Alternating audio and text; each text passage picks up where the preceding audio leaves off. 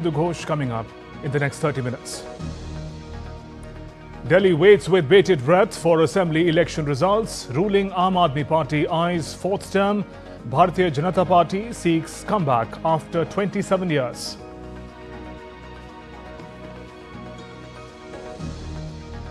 US President Donald Trump to meet Ukraine President Zelenskyy next week, while Ukraine claims North Korean troops back on the front lines. Israel-Hamas set for next Gaza truce exchange. Hamas to release 3 more hostages in return for 183 Palestinians.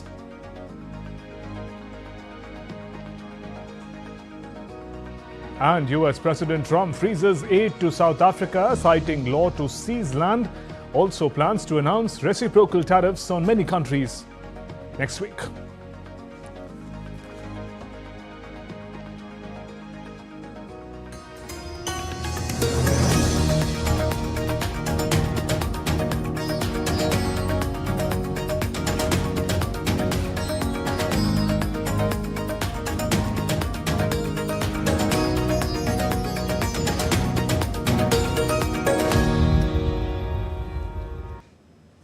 The fate of 699 candidates will be decided today as the counting for Delhi Assembly poll will begin at 8 a.m. IST.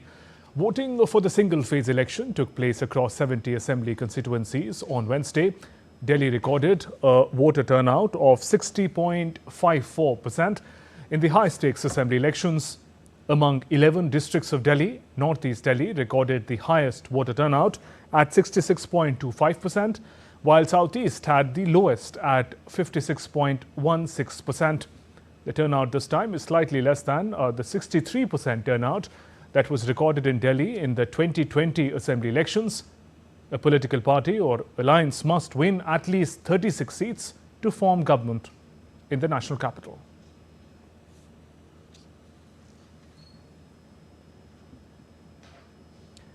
And all arrangements are in place for the counting process that will begin at 8 a.m. IST. 3-layered security deployed outside the strong rooms.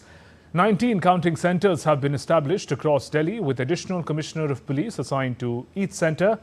38 companies of CAPF are deployed across the 19 counting centers. Local police are in coordination with candidates and the district election officials.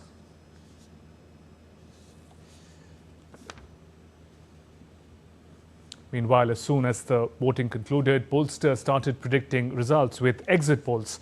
Several exit polls predicted a victory for the BJP over the ruling Aam Aadmi Party, while the Congress was projected to suffer yet another rout. The Delhi Assembly elections presented a three-cornered contest between the ruling Aam Aadmi Party, the Bharatiya Janata Party and the Indian National Congress. While the Aam Aadmi Party is hoping to retain its power, the BJP is eyeing to regain power after almost 27 years. Congress, which once ruled the state for 15 years, is also hoping for a return. However, most exit polls have predicted a clean sweep for the Bharatiya Janata Party, ending the 11-year rule of Arvind Kejriwal-led Aam Aadmi Party in the capital. The pollsters have given 35 to 60 seats to the BJP and 32 to 37 seats to the incumbent Aam Aadmi Party. With a total of 70 seats in the Delhi Assembly, a majority requires 36 seats. Currently, Aam Aadmi Party holds a strong majority with 62 seats, while the BJP has 8 and Congress holds none. Bureau Report, DD India. Let's get some updates from the ground. DD India correspondent Akshay Dongre joins us from South Delhi. Akshay, big day for Delhi Assembly. If you could take us through first how the counting of votes would proceed through the day. Well, Shubhendu, first of all, let's talk about the procedure of voting and how it is going to proceed further. First of all, we'll have the election officials reaching the counting centers, the strong rooms, and then followed by the officials that have in fact that will be reaching at the counting centers. That will be members of all the political parties. So the political parties have selected a wide range of numbers, a wide range of leaders, both local as well as volunteers will be going to in fact overview the entire counting process so that there are no discrepancies. So the Commission of India ensures that all the members of all the political parties who are contesting in the elections are present when the opening of counting of votes starts. So initial round of after the initial round of counting of the postal ballots, we can expect the electronic voting machines to in fact open up so that the rest of the votes can be counted as well. So then you have all the electronic voting machines that will be opened up, and we can see then gradually how. Because Delhi is a huge population of over 2 crore people. So it is in fact a hectic procedure for the election officials. However, with the electronic voting machines, the counting of votes become quite easy as far as the large number of votes are concerned. So then by about 9 a.m. to 10 a.m. we start getting a clarity over the trends as far as the candidates are concerned. So this is the procedure. First, there will be opening up of the postal ballots, and then electronic vote machines open up, and then by about noon, a clearer picture emerges as to who exactly is winning the elections. But the counting of votes continues till at least evening of the day, and then by evening, the formal announcement of candidates and victories are done by the Election Commission of India based on the number of votes they have gotten. Right. Also, a triangular contest in the national capital for over a decade now. It will be interesting, though, to watch how the Aam Aadmi Party and BJP fare against one another. Well, absolutely. It is a triangular contest, but with the exit polls predicting the Congress party almost 0 to 1 seats, it again becomes a bipolar contest between the BJP and the Aam Aadmi Party that has been seen in the politics of Delhi for a long time now. At least for the last 10 years, where Congress has essentially been wiped out in every elections. So as far as the BJP versus Aam Aadmi Party is concerned, or the AAP is concerned, we can see a very different contest this time around, because initially when the party AAP came into existence, it came into existence by fighting the Congress party, and on certain occasions it had supported the Bharatiya Janata Party as well, as far as raising voice against the Congress party is concerned. But then we have seen that in the last 11 years, the Aam Aadmi Party has won 3 elections. But as far as the last 5 years are concerned, the Bharatiya Janata Party has really worked on the ground, mobilizing its cadre, raising the issues that are there as far as Delhi is concerned, be it civic issues or the municipal issues. And it seems that all of that hard work that was done by the BJP will yield some result, as the exit polls are all predicting a win for the BJP in Delhi after a gap of about 27 years. So if the BJP is able to get the number of seats that exit polls have predicted, then clearly it is going to be a historic moment as far as Delhi's politics is concerned, because in this century, for the first time ever, the BJP will be ruling Delhi if they get over 35 seats in the national capital. And Akshay, before we let you go, what were the key issues that dominated this electoral season in the national capital? Well, ironically, corruption was perhaps one of the most important issue.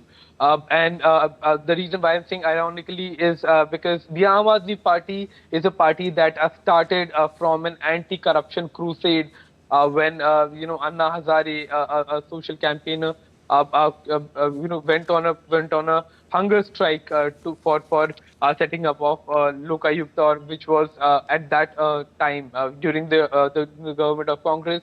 It was a call for a body, an anti-corruption body. So the Aam Aadmi Party rose from that, but all of the allegations that were there as far as the politicians of AAP are concerned were mostly around corruption. That involves the Bharatiya Janata, the Chief Minister of the Aam Aadmi Party, former Chief Minister Arvind Kejriwal, investing millions in his official residence, and that had become a a key issue as far as Delhi is concerned, because while on one hand the roads are not of best quality, while people are facing civic issues, people have been complaining of dirty water. People were shown that how Arvind Kejriwal himself had invested millions of dollars at his official residence, and he was living a very luxurious life, despite making claims that he is in politics for a change, and that he wants to live like a common man. But all of those claims were shattered when when people got to know about the kind of investing in his house went on about, and how on several promises he backed down as far as the VIP culture is concerned in the country. The corruption, civic issues, also safety and security of people of Delhi, and establishing Delhi as a global capital is concerned. These were the certain issues that were raised. So here are the issues where the Aam Aadmi Party seems to have failed the plot. And we'll have to wait and watch how that counting pans out today. Akshay, thank you for those updates. And now to all the latest from the Mahakumbh.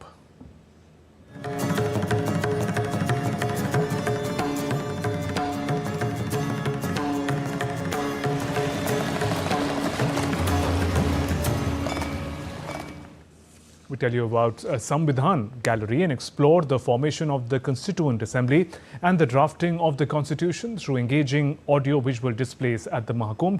It's a unique chance for visitors at Prayagraj Mahakumbh to learn about India's constitutional history. DD India Siddharth Bharadwaj brings us more. At Mahakumbh 2025, the largest religious and peaceful gathering on the planet, a place is dedicated to educating and celebrating the essence of India's constitution. Here, we delve into the framework that governs world's largest democracy. It is called the Samvidhan Gallery.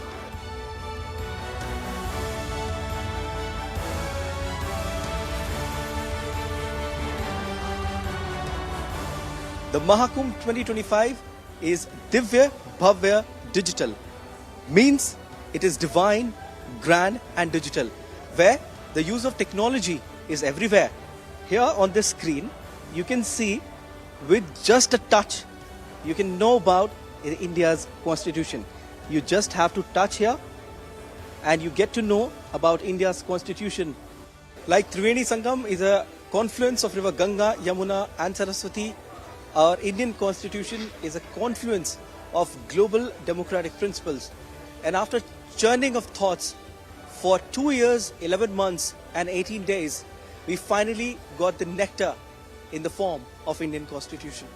From the archives of All India Radio, people who are coming here can also listen to the speeches of the key leaders who gave their speeches during the Constituent Assembly. Let us leave aside slogans. Let us leave aside words which frighten people. Let us even make concession to the prejudices of our opponents. I have shown that no harm whatsoever would be done. We wait. Here, through these digital boards, you can also see the illustrations in the Indian Constitution, a cultural journey. The Indian Constitution is far more than a legal manuscript. It stands as a living testament to the nation's culture and artistic expression. Well, we see the digital board, the smart board, and the all standees, which we portray some different context, and majorly things from concept we pick there, and people will watch this and they gain knowledge. They will like it. Whether you are here for Mahakumbh 2025 or just passing by, this gallery offers a powerful lesson in the spirit of unity and justice that binds us all together. With camera person Mohan Mukut Sharma, this is Siddharth Bharadwaj reporting for DD India in Prayagraj. And still to come on this edition of DD India Live. Trump touts close Japan ties but pushes for even trade balance.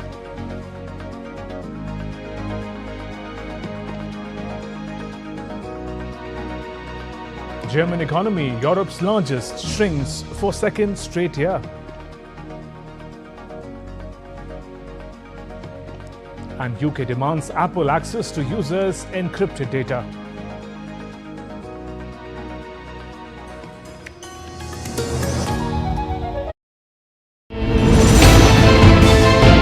Geopolitics and trade deals.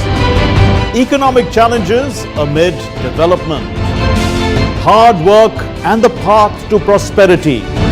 It's the economy always. Between walkers, money is what money does and says. Supply creates its own demand. Between the bulls pulls and bears tears. When supply chains globalization and India rises to the podium. We'll get you centered with the Economic Brief at 8 p.m. every Thursday on DD India.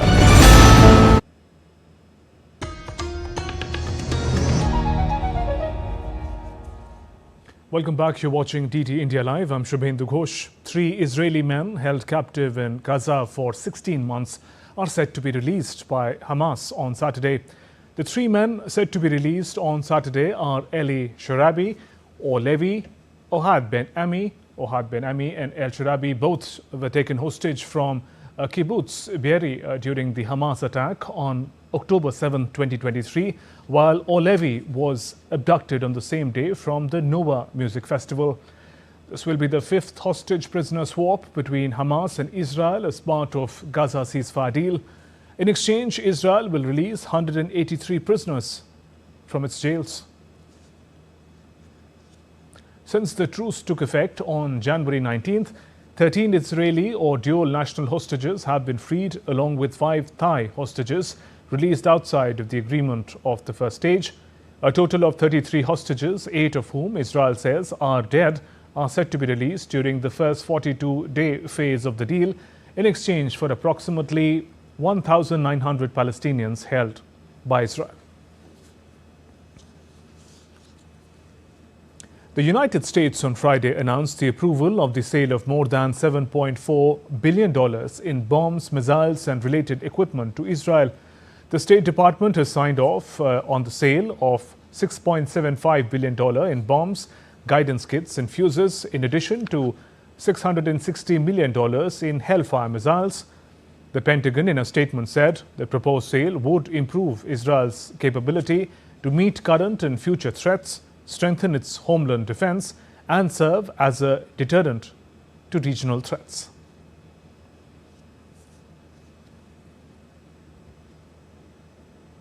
While the State Department has approved the arms sales, the transactions need approval from House of Representatives and the Senate committees.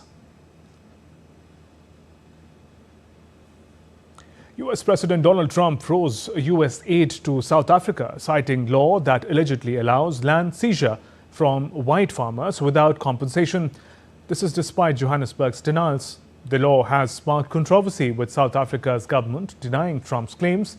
Land ownership remains a contentious issue in South Africa, where white people still own most farmland decades after the apartheid's end.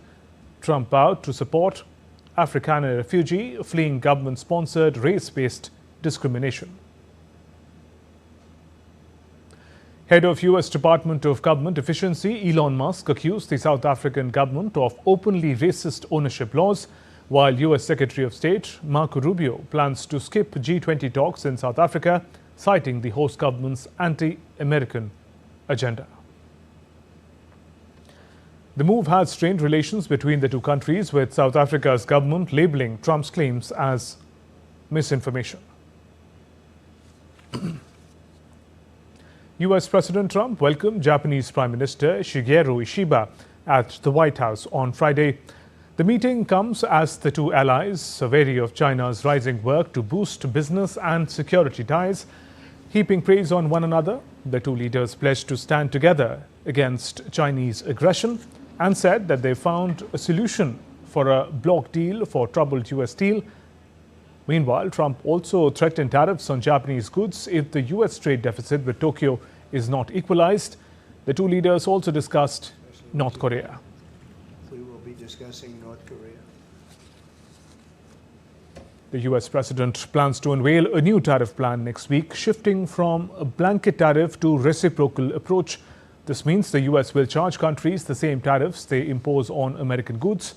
Trump believes this fair approach will avoid hurting anyone. The president will meet with officials on Monday or Tuesday and explain the plan at a news conference. The US president said on Friday he is likely to meet his Ukrainian counterpart Volodymyr Zelenskyy next week. The announcement comes during Trump's meeting with Japanese Prime Minister Shigeru Ishiba at the White House on Friday. Though Zelenskyy said Washington and Kiev were planning talks but did not confirm a meeting between the two leaders. Even Trump did not make it clear whether it would be a face-to-face meeting or a video conference. Trump said that he wanted to talk to Zelenskyy about security for Ukraine assets such as rare earth minerals and wants an equal amount of something in exchange for United States support. Earlier on Friday, Russia's defense ministry said its forces had taken control of the strategic coal mining city of Doordarshan in eastern Ukraine, but Ukraine's military has refuted the claims. Doordarshan has been one of the focal points of the advance, along with logistical hubs like Kramatorsk and Kostasvika to the northwest and Pokrovsk further west. Ukrainian President Volodymyr Zelenskyy has said on Friday that North Korean troops were back on the front lines in Russia's Kursk region after reports that they were withdrawn last month due to heavy casualty. Zelenskyy further said Russian army had brought back in the North Korean soldiers who were carrying out new assaults in the region. According to South Korean and Western intelligence, more than 10,000 soldiers were sent to Russia last year to help it.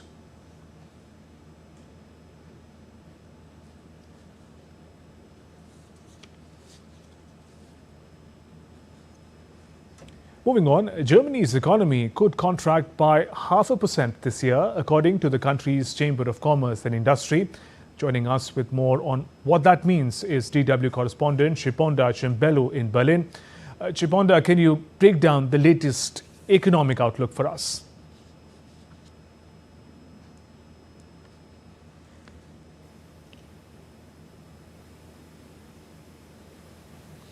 Thanks for having me.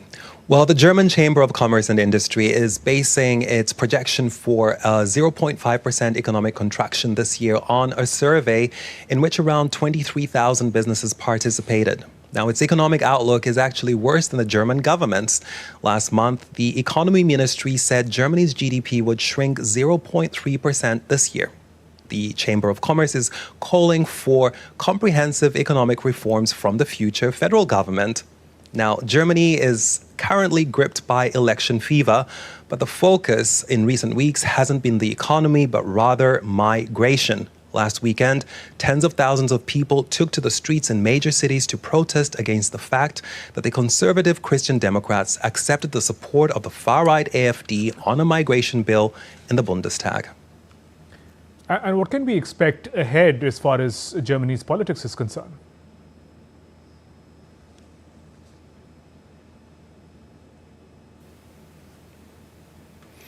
The debate on migration in the German Bundestag last week showed that the major parties may not be so willing to compromise, and that will need to change after the federal elections on February 23rd.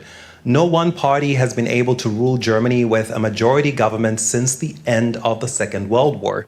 A coalition is the norm.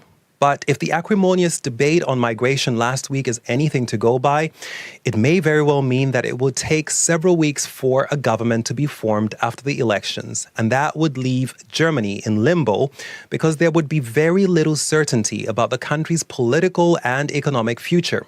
And speaking of the economy, Germany needs migration. And while the focus of the discussion here has been on asylum and refugee policy, the country desperately needs skilled workers to replace retiring baby boomers and pay for its expensive pension system. Chiponda Chimbelu, thank you. And UK demands access to encrypted data stored by Apple users in cloud service, which can only be accessed by the account holder. The request was made by the Home Office under Investigatory Powers Act, which legally prevents the details of such notices from being made public. Apple has, however, declined to comment, but says on its website that it views privacy as a fundamental human right. Under the law, the demand cannot be made public. That's all for this edition of DD India Live. Let us know your thoughts on the news of the day. For those on the go, you can get all the latest news and updates from India and across the world on DD India mobile app. This app is available on both iOS and Android platforms. Scan this QR code on the screen to download now. And we'll be back with more news as it breaks here on DD India. Shubhendu Ghosh from all of us here in Delhi. Thanks for watching DD India Live. Namaskar.